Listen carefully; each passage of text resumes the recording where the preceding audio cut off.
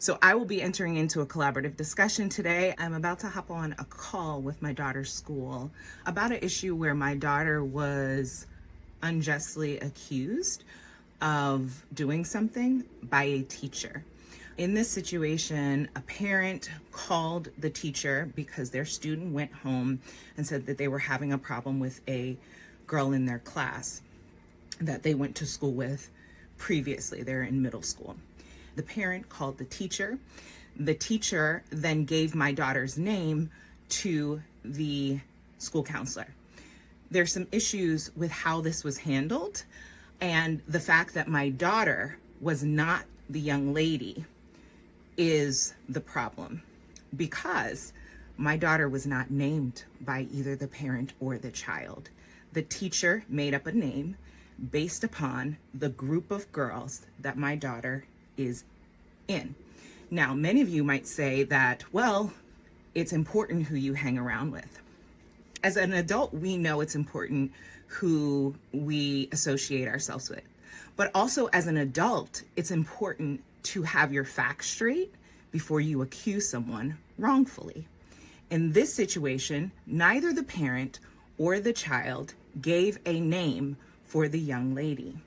In this school, I am about to do is have a collaborative discussion with the school, with the teacher, about the process that allowed my daughter to be wrongfully accused without the accuser naming her. And the fact that my daughter did not have my support when she was confronted and brought down to the office. The issue here is that a parent involved a teacher. And the moment that another parent involved a teacher, for me, the child that his parent started this conversation is able to support their child. And in order to bring equity to this situation where both children have their parent able to support them through this issue, I should have been called before my daughter was brought down to the office. I could have provided the information that she didn't go to this school that this other individual went to for elementary school.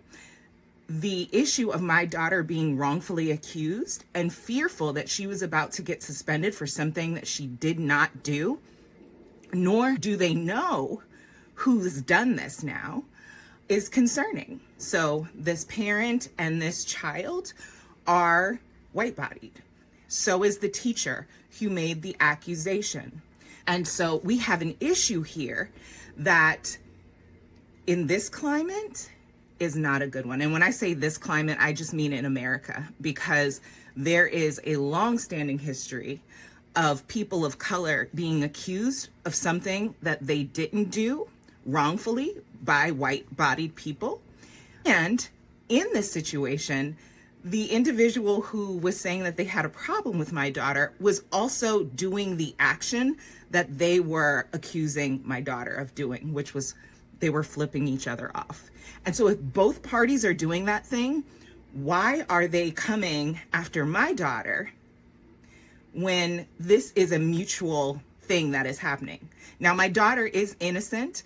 She is not the child that they are talking about, but as a professional who works in creating systems of equality and justice, this is a issue. This is oppressive practice that is embedded into the educational system, where Black and brown children are often accused for things and looked at with more scrutiny. And so I, being who I am and what I do, need to bring attention to this.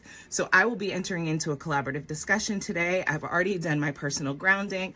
I already know the values that I am going to unify over, which are the fact that as educators, we want our children to feel safe. We want them to be able to learn, and we want them to be able to trust the people who are around them, that they are going to protect them and that they're going to create processes that support everyone equally. So that is my value I'm going in. The collaborative part of the discussion is really about the process that failed my daughter. And what processes can we put into action to make sure that this doesn't happen to another child? And then finally, the last piece is the restoration part, the restoring part. My daughter was given an apology by the dean of schools, but was not given an apology by the teacher that reported her. And so my request in this is that there is an apology given to my daughter for wrongfully naming her based upon a group of girls that she may or may not be associated with. The teacher needs to make sure that they understand the implications of profiling an individual based upon who they are around or what they look like. And I believe that some type of education is needed to support equity happening in the school.